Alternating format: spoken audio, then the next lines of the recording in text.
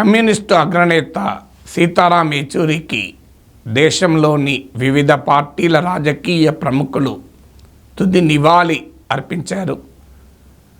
అశేష జన నినాదాల మధ్య ఆయన భౌతిక కాయాన్ని ఆయన కోరిక మేరకు all India institute of medical సైన్సెస్కు వైద్య పరిశోధన నిమిత్తం అప్పజెప్పారు.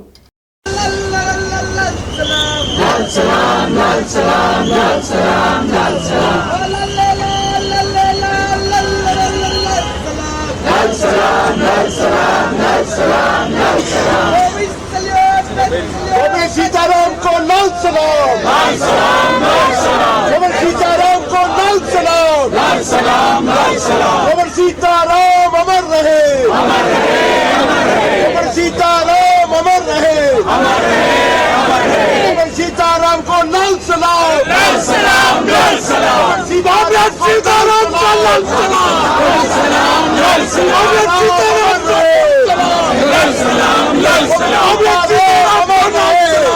लाल सलाम, लाल सलाम, लाल सलाम, लाल सलाम, सीताराम को लाल सलाम, लाल सलाम, लाल सलाम। सीताराम अमर रहे, अमर रहे, अमर रहे। सीताराम अमर रहे, अमर रहे, अमर रहे। सीताराम को लाल सलाम, अमर रहे, अमर रहे। सीताराम को लाल सलाम, लाल सलाम, लाल सलाम। सीताराम अमर रहे, अमर रहे, अमर रहे। सीताराम को लाल सलाम, लाल सलाम, लाल सलाम। सीताराम को लाल सलाम, लाल सलाम, लाल सलाम। सीताराम को लाल सलाम, लाल सलाम। इनकलाब जिंदाबाद, जिंदाबाद, जिंदाबाद। जिंदाबाद, जिंदाबाद, जिंदाबाद। मार्क्सवादी कम्युनिस्ट पार्टी जिंदाबाद, जिंदाबाद, जिंदाबाद। मार्क्सवादी कम्युनिस्ट पार्टी जिंदाबाद, जिंदाबाद, जिंदाबाद। इनकलाब जिंदाबाद, जिंदाबाद, जिंदाबाद। कॉमरेड सीताराम की याद को लाल सलाम। తన భౌతిక కాయం కూడా మెడికల్ ఎడ్యుకేషన్కు మెడికల్ రీసెర్చ్కు ఉపయోగపడాలని ఆయన కోరిక ప్రకారము ఆయన తుది వీడ్కోలు all India institute of medical సైన్సెస్కు అప్పగించడంతో ముగిసింది.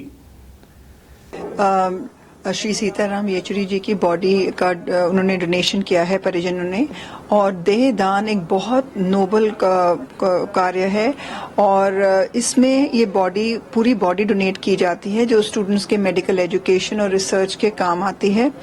तो पहले बॉडी को एम्बाम किया जाता है जिसमें कई फ्लूइड्स इंजेक्ट किए जाते हैं so that body is preserved in as life like state as possible, and then इस बॉडी को MBBS स्टूडेंट्स जो आते हैं उनको टीचिंग के लिए यूज किया जाता है।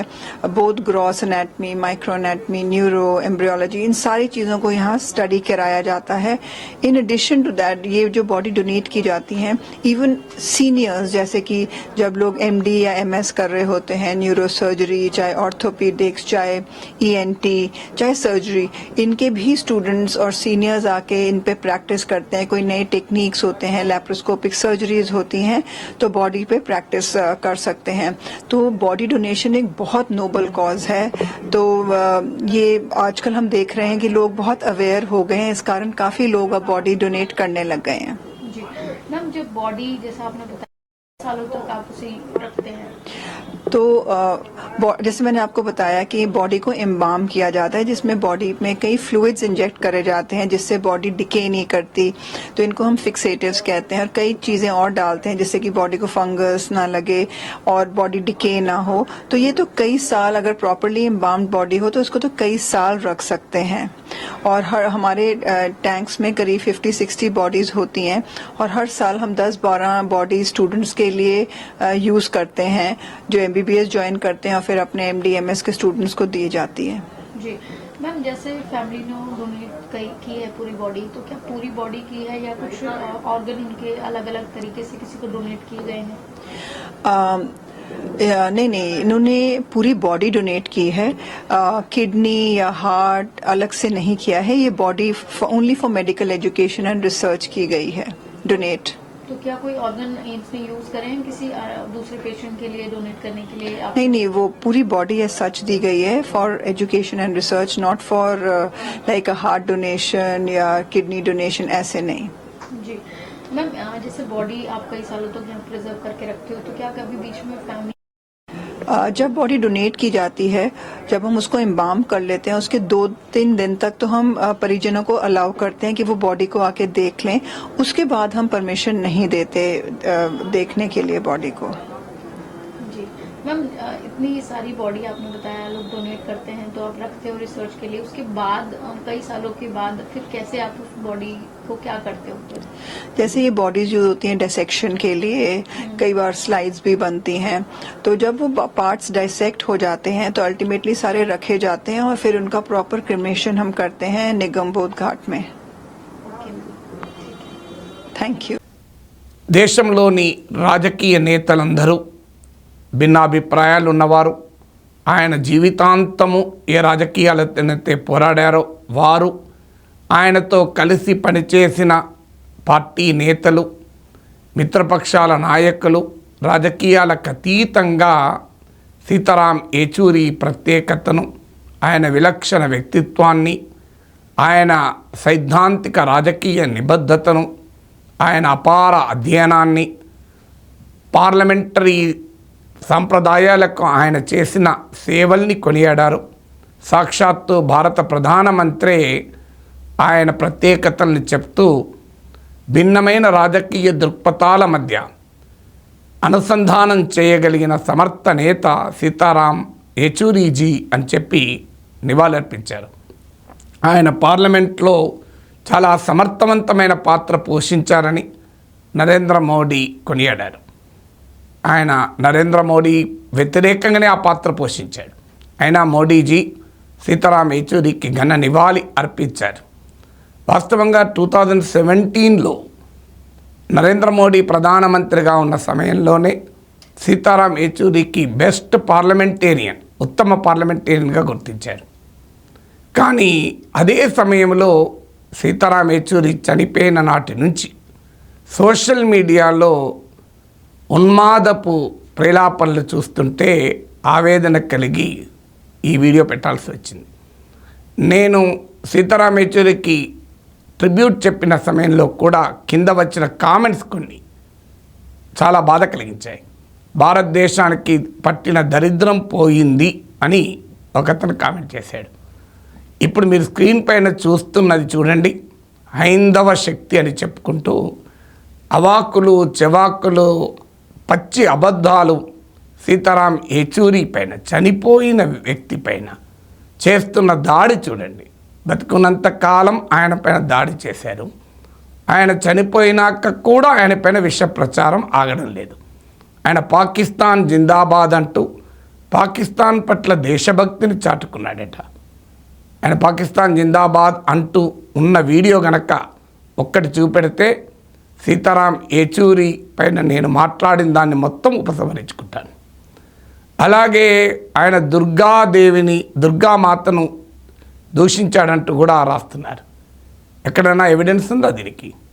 పచ్చి అబద్ధాలని చనిపోయిన వ్యక్తి పైన ఇలాంటి విష ప్రచారం చేస్తానికి మనసు ఎలా ఒప్పుతుంది, సంస్కారం ఎలా అంగీకరిస్తుంది అనేది నాకు కలుగుతున్న ఆవేదన.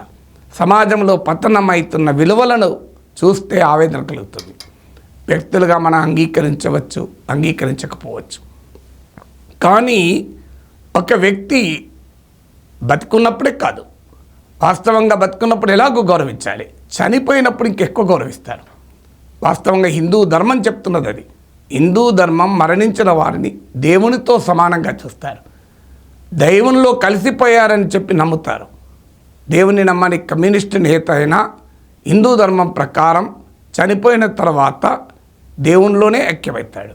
ఇది మీరు చూడండి. నేను తర్వాత ఇదే వీడియోలో బీజేపీ అఖిల భారత అధ్యక్షుడు జేపీ నడ్డా అర్పించిన నివాళి చూపెడతాను.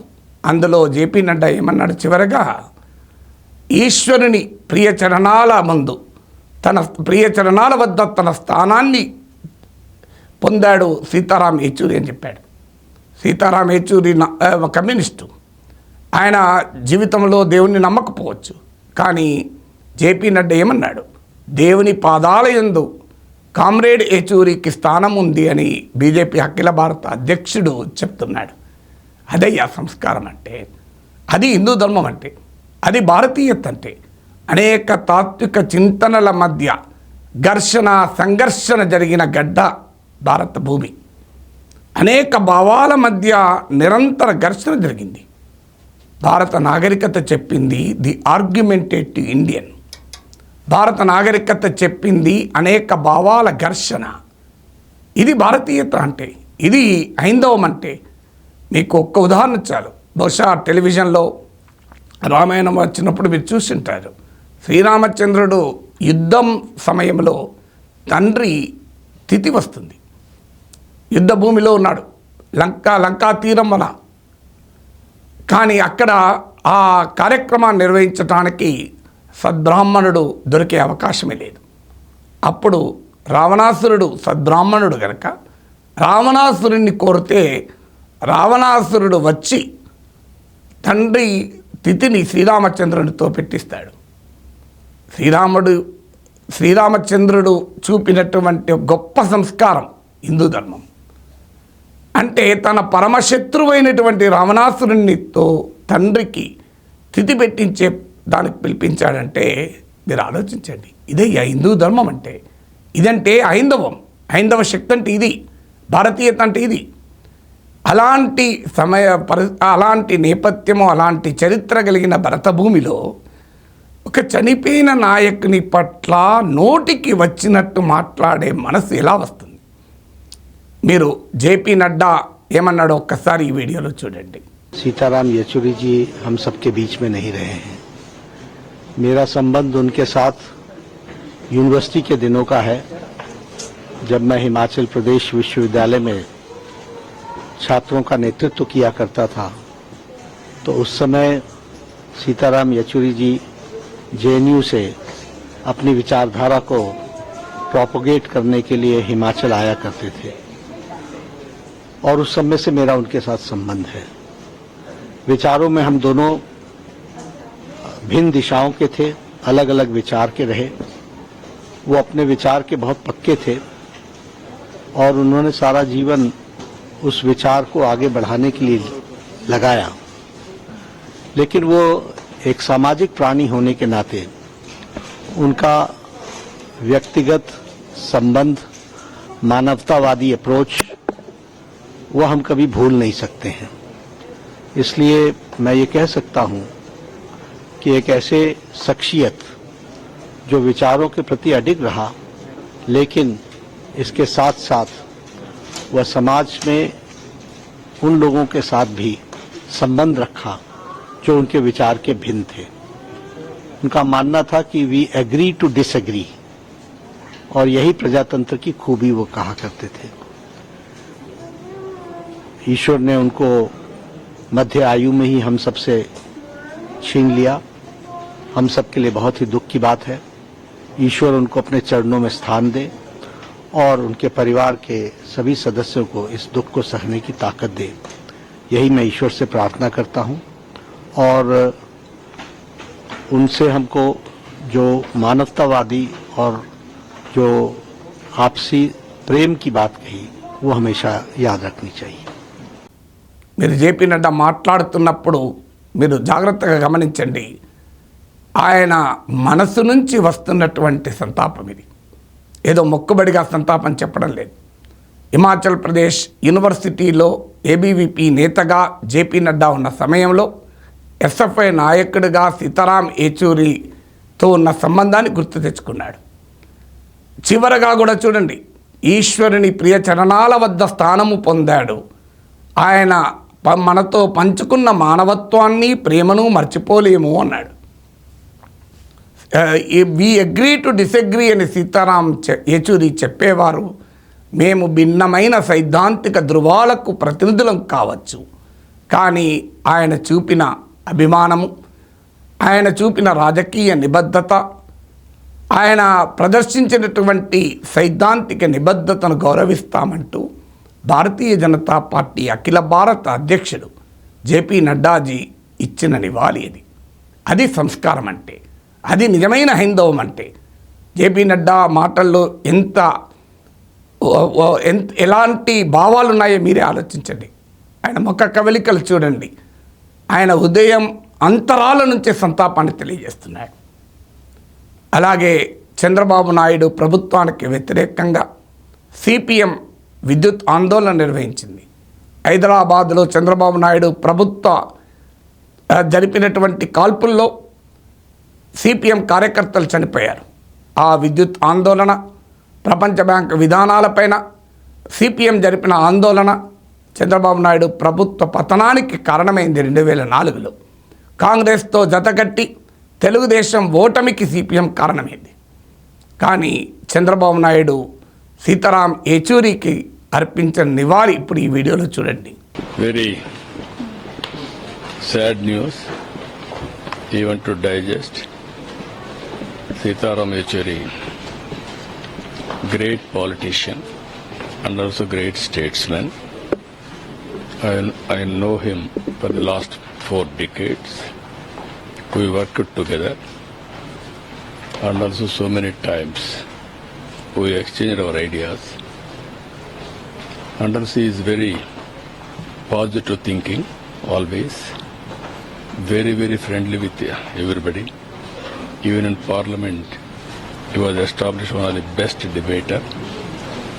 Even there are no enemies for him. Politically he differed. Never he compromised his ideology. And at the same time, he used to carry with everybody. That is his greatness. Good writer. He belongs to my state. His parents were from Kakinada, that is East Godavari Jilla. Anyway, great loss for the nation also. We pray God to say his soul will be in peace. And sometimes we are all instrumental for the destiny. At the end of the day, his family also, I console them. But I want to pay my respects for his sacrifices. I have seen so many crises. I have worked with him in crisis also. United Front and also 84 August crisis. So many times we used to work together. And also great believer of this nation. And also always he may differ with ideology, but never he compromised his own ideology. And also he was very friendly to all political parties, irrespective of affiliations. That is his greatness. He is a good writer also. Always politicians who used to spend so much of time on in politics. He is an all-rounder. He started his career as JNTU president. 3 times he elected.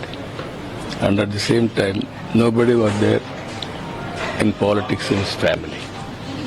First generation, from childhood onwards, he was very much interested in politics. And also he joined communist as a worker. From there he built his career and he became All India President. And also he has seen so many changes in this country. He was instrumental for so many changes. Always he worked for the poor. That is his greatness. I have seen him. He used to talk about it. He used to work for them. Always he preached the ideology how to be pro-poor. That is greatness. Chandrababu Naidu మాట్లాడుతున్న తీరు మీరు గమనించండి. ఎంత హుందాగా, ఎంత సంస్కారవంతంగా, ఎంత మనస్సులోని ఉదయం లోతులోకి వెళ్ళి ఆయన సంతాపం చెప్తున్నాడో మీరు చూడండి. సో చంద్రబాబు నాయుడు కూడా ఏమంటున్నాడు? నిరంతరం పేదల పక్షాన పోరాడిన నేత సీతారాం యేచూరి. భిన్నమైన అభిప్రాయాలు ఉండవచ్చు, కానీ పేదల నాయకుడు సీతారాం యేచూరి అంటూ చంద్రబాబు నాయుడు కొనియాడిన తీరు చూడండి. సీతారాం యేచూరి రాజ్యసభలో ఆ పార్టీ పక్ష నేతగా ఉన్నప్పుడు, భారతీయ జనతా పార్టీ నాయకుడిగా, కేంద్ర పార్లమెంటరీ వ్యవహారాల మంత్రిగా, ప్రతిపక్ష పార్టీలతో కూడా సమన్వయం చేపిన భారత మాజీ ఉపరాష్ట్రపతి వెంకయ్య నాయుడు గారు సీతారాం యేచూరి ప్రత్యేకతల్ని తన సంతాప సందేశంలో చెప్పాడు. ఇది చూడండి మీరే ఈ వీడియోలో. ఏమంటున్నాడు వెంకయ్య నాయుడు గారు? సో సీతారాం యేచూరి అపార అధ్యయనాన్ని గుర్తు చేశాడు. ఆయనకున్న సైద్ధాంతిక నిబద్ధతను గుర్తు చేశాడు. ఆయనకున్న మేధోశక్తిని ప్రశంసించాడు. ఇది సంస్కారం అంటే, ఇది హైందవం అంటే, ఇది గొప్పతనం అంటే. రాజకీయమైన భిన్న ధృవాలు జేపీ నడ్డా, వెంకయ్య నాయుడు జీవితకాలం నమ్ముతున్న రాజకీయ విశ్వాసాల పైన రాజీ లేని పోరాటం జరిపిన నాయకుడు సీతారాం యేచూరి. అలాంటి నాయకునికి భారతీయ జనతా పార్టీ అగ్రనేత అయిన జేపీ నడ్డా, భారతీయ జనతా పార్టీకి అఖిల భారత అధ్యక్షుడిగా పనిచేసిన భారత మాజీ ఉపరాష్ట్రపతి వెంకయ్య నాయుడు ఇచ్చినటువంటి నివాళి అది. మార్క్సిస్ట్ కమ్యూనిస్ట్ పార్టీ ప్రధాన కార్యదర్శి శ్రీ సీతారాం యేచూరి గారు పరమపదించారని తెలిసి చాలా విచారించాను. ఈ మధ్యకాలంలో ఆయన అనారోగ్యానికి గురైనప్పుడు వారి మేనమామతో నేను మాట్లాడుతూ వారి ఆరోగ్యాన్ని గురించి వాకప్ చేస్తూ ఉంటే ఆసుపత్రిలో చేరారు. కానీ కోలుకొని మళ్ళా తిరిగి వస్తారని చెప్పి అందరం ఆశించాం. కానీ దురదృష్టవశాత్తు ఆయన ఇక లేరు అనే వార్త ఇవాళ తెలిసింది. చాలా విచారకరం. మార్క్సిస్ట్ పార్టీ మేధావుల్లో ఆయన ఒక ప్రముఖుడు. చిన్న వయసులోనే కమ్యూనిస్టు ఉద్యమంలో ప్రవేశించి విద్యార్థి నాయకుడిగా, విద్యార్థి సంఘ అధ్యక్షుడిగా, అలాగే వారి యువజన విభాగంలో అఖిల భారత స్థాయిలో కార్యదర్శిగా, అలాగే పార్టీకి పిన్న వయసులో అఖిల భారత ప్రధాన కార్యదర్శిగా ఎంపికై తన బాధ్యతలను చాలా సమర్థవంతంగా నిర్వహిస్తున్నారు. మంచి మేధావి. ఏ విషయంపైనైనా సరే తన పార్టీ యొక్క ఆలోచన రీతిని ప్రతిబింబిస్తూ చాలా స్పష్టంగా మాట్లాడగలిగిన మేధో సంపత్తి ఆయనకు స్వంతం. శ్రీ సీతారాం యేచూరి గారి మరణం కమ్యూనిస్టు ఉద్యమానికి తీరని లోటు. ఒక్క తెలుగుదేశం పార్టీయే కాదు, మీరు కాంగ్రెస్ నాయకుడు Hanumantharao, both are in Rajya Sabha. We working together various issue.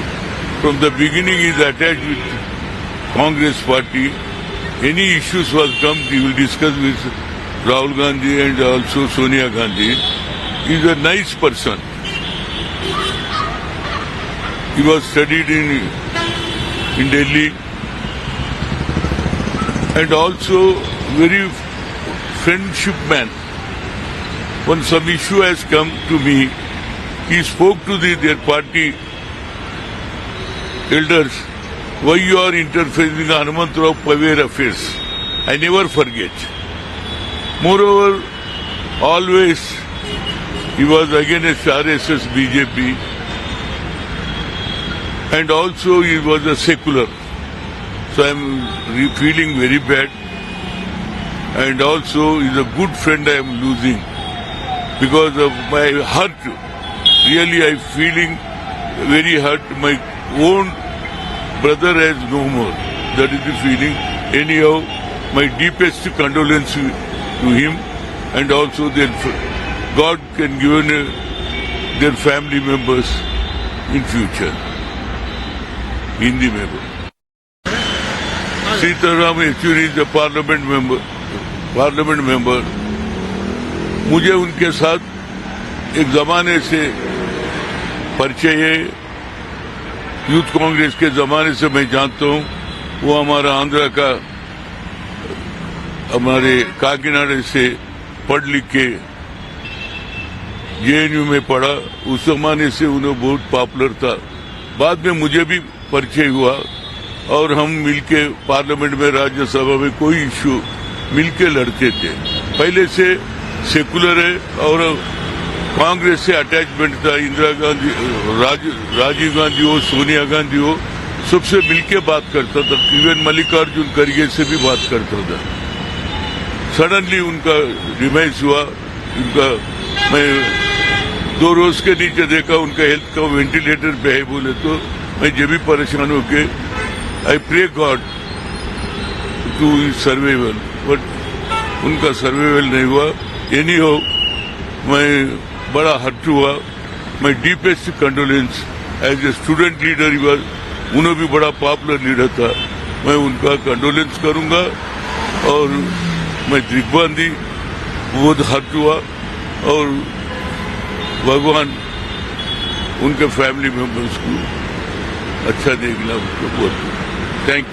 YSR Congress Party నాయకుడు Vijayasai Reddy On behalf of YSR Congress Party and Party President Honorable Sri Jagan Mohan Reddy Garu, I pay tributes to Sitaram Yechuri ji and his fight for unwavering fight for the justice and upliftment of poor and downtrodden will be remembered forever and inspire every Indian. And his deep commitment, dedication and deep insight into the public policy and problems that are being faced by the democratic India were explicitly, unambiguously clear when he represented Communist Party of Marxist in the parliament. I had an occasion in 2016 to participate along with him in the parliamentary proceedings and debates in the parliamentary. I have seen his debating skills, oratory skills and deep understanding when he expressed his views in the parliament in 2016. So YSR Congress Party pay rich tributes to to Sitaram Yechuri ji and the principles, the communist principles will be remembered forever, and every Indian citizen in this country is inspired by his views and unwavering fight. Thank you very much. Thank you. ఆంధ్రప్రదేశ్లో TDP YCP ప్రత్యర్థులు కానీ సీతారాం యెచూరి పట్ల తమ గౌరవాన్ని ప్రకటించడంలో రెండు పార్టీలు భిన్నమైన వైఖరులు తీసుకోలేదు. అది రాజకీయం అంటే, అది ప్రజాస్వామ్యం అంటే. ఇక సహజంగానే ఆయనకు సన్నిహితంగా ఉన్న పార్టీల నేతలు, రాజకీయ నాయకులు సంతాపం చెప్తారు. ఒక్క బీజేపీ నాయకులే కాదు, ఎన్డీఏలో భాగస్వాములైన తెలుగుదేశం నాయకుడు చంద్రబాబు నాయుడు ఏం మాట్లాడారో చూపాను. ఇప్పుడు ఈ వీడియోలో చూడండి.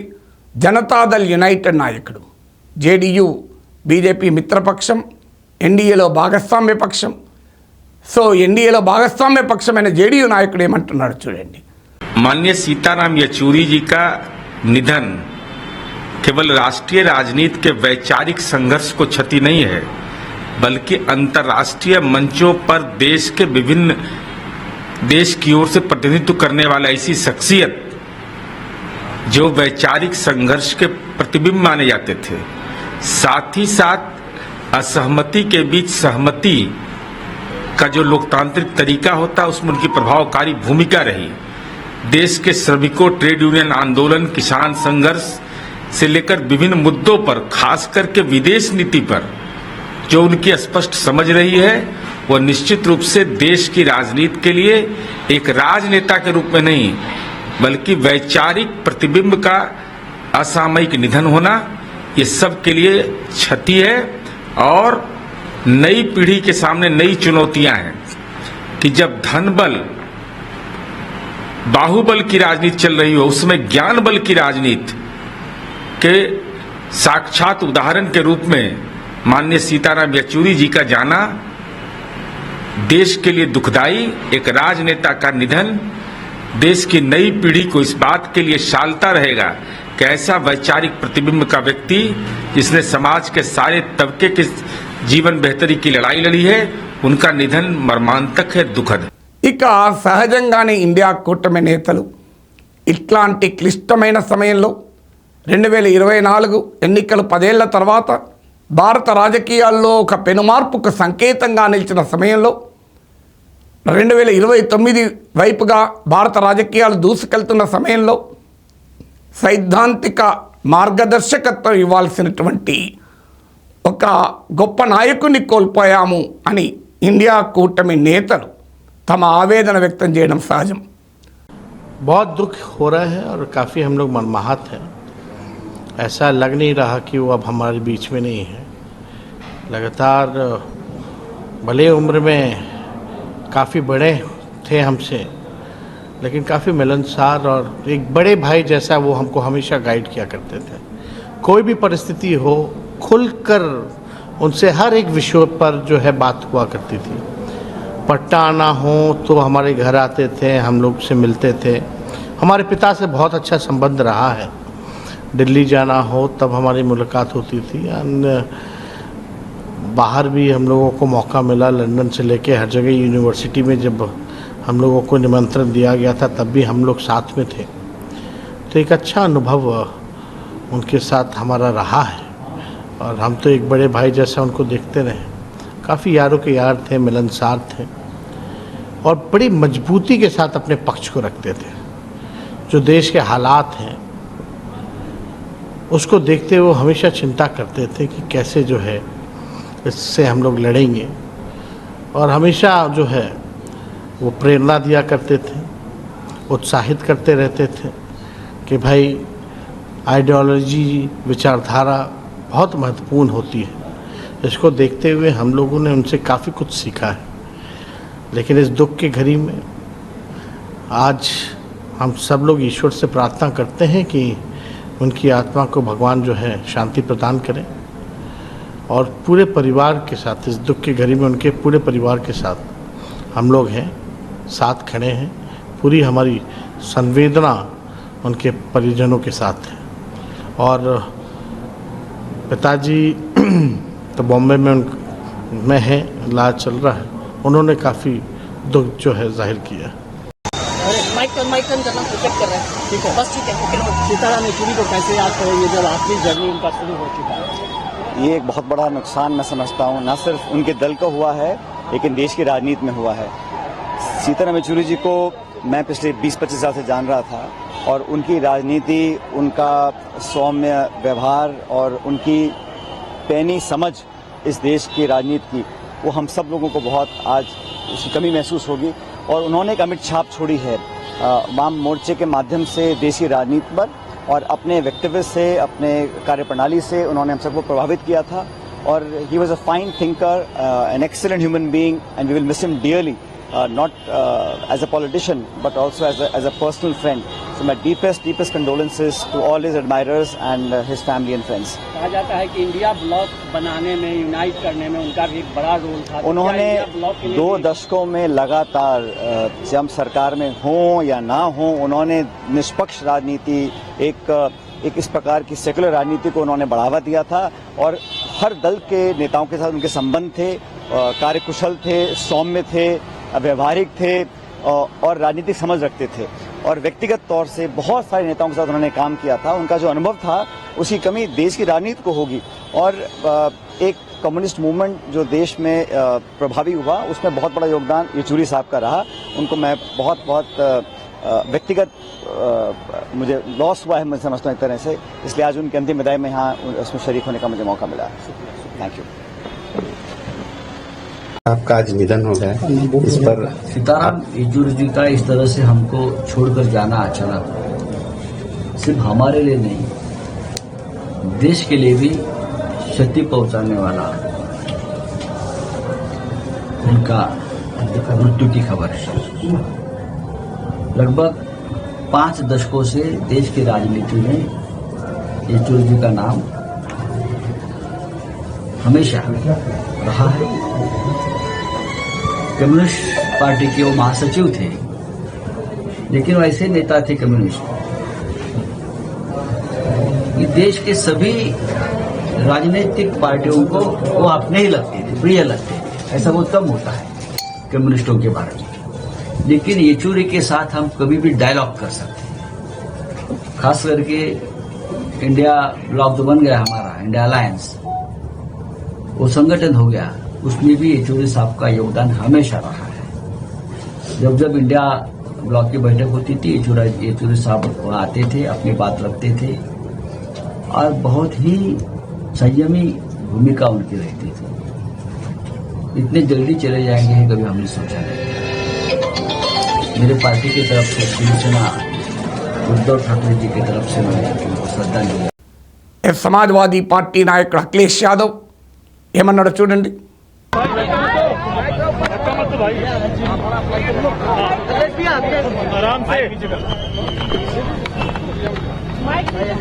सर आप कैसे सीताराम जी को याद करेंगे और क्या याद है? सीताराम येचुरी जी देश के उन बड़े नेताओं में थे जिन्होंने समय पड़ने पर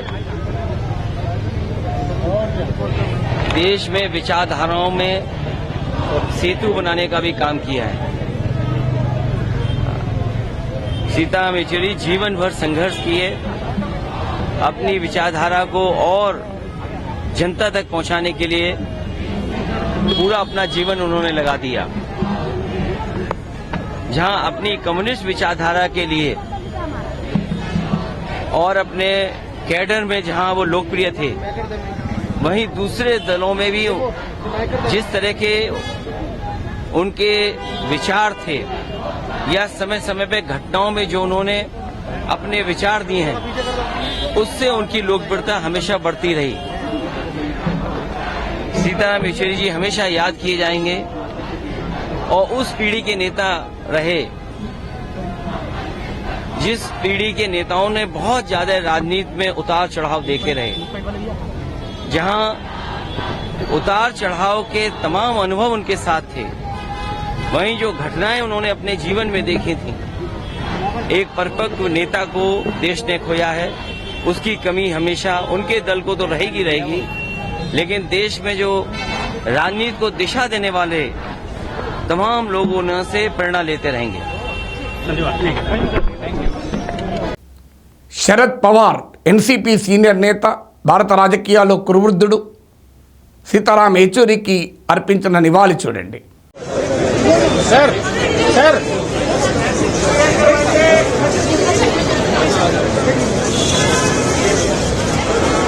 sir sir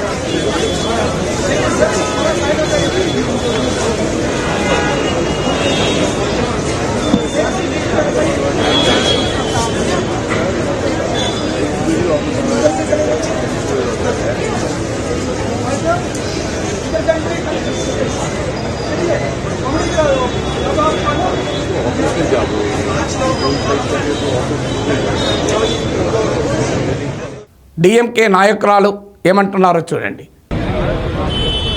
I am here on the behalf of my party and also on a personal level to pay my respects to a very important and great leader of this country.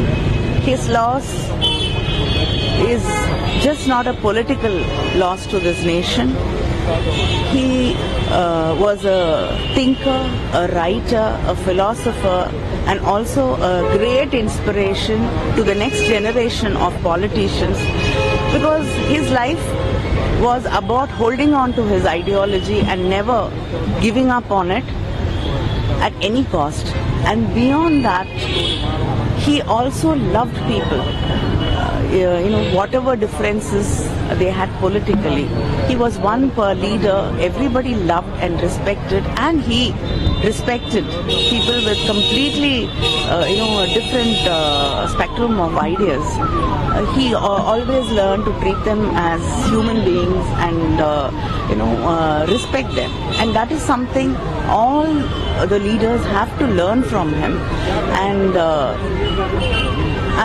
he was very close to my father Kalaignar and also to our leader M.K. Stalin, and I think it's a personal loss because his sense of humor and the way he used to debate and always had open conversations with people was a big loss for me personally also. Thank you. ఇలా అనేక పార్టీల నాయకుడు Aam Aadmi party నాయకురాలు అతీష్ ఏమంటుందో చూడండి. सीताराम येचुरी जी का असामयिक निधन न सिर्फ सीपीएम के लिए बल्कि इस देश की राजनीति के लिए एक बहुत दुखद घटना है. सीताराम येचुरी जी ने लगातार अपने पॉलिटिकल करियर में अन्याय के खिलाफ आवाज़ उठाई, नफरत की राजनीति के खिलाफ आवाज़ उठाई, गरीबों के हक के लिए आवाज़ उठाई और हमेशा इस लड़ाई में सबको साथ लेके चले. सभी पार्टियों के नेताओं को साथ जोड़ने का काम सीताराम येचुरी जी ने किया. सीताराम येचुरी जी का निधन उनके परिवार के लिए, उनकी पार्टी के लिए तो एक मुश्किल घड़ी है ही. मैं कहूँगी कि ये देश की राजनीति के लिए एक बहुत बड़ा बहुत दुखद क्षण है. मैं सीपीएम को, उनके परिवार को उम्मीद करती हूँ कि इस दुख की घड़ी में उनको हिम्मत मिले इस जो एक दुर्घटना हुई है उसको सहन करने की. सीताराम येचुरी जी का शरीर हमारे बीच में नहीं है, लेकिन सीताराम येचुरी जी हमेशा अमर रहेंगे अपने विचारों के लिए, अपने संघर्ष के लिए. ఇలా భిన్నమైన రాజకీయ దృక్పథాలు ఉండొచ్చు. భారతీయ నాగరికత, హిందూ ధర్మము, భారతీయ సంస్కృతి అన్నిటికీ మించి ప్రజాస్వామిక స్ఫూర్తి మనకేం చెప్తుందంటే ఆర్ఎస్ఎస్ అధినేత మోహన్ భగవత్ అన్న మాటలు, రాజకీయాల్లో శత్రువులు ఉండరు, ప్రత్యర్థులు మాత్రమే ఉంటారు. సీతారాం యేచూరి అభిప్రాయాల్ని, ఆలోచనల్ని ఎంత బలంగా ఖండించగలిగితే అంత బలంగా ఖండించే హక్కు ఆయన ప్రత్యర్థులకు ఉంటుంది.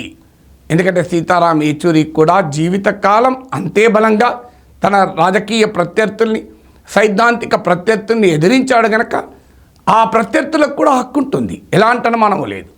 కానీ వ్యక్తిగతంగా దూషించే హక్కు సమాజం ఎవరికి ఇవ్వదు, అది సంస్కారం అనిపించుకోదు. మరీ కూడా చనిపోయిన సమయంలో, సంతాపం తెలపాల్సిన సమయంలో విద్వేషాన్ని వెలగక్కడం, విద్వేషాన్ని కక్కడం అంటే అది వికసిత భారతానికి లక్షణం కాదు, విద్వేష భారతానికి సంకేతం.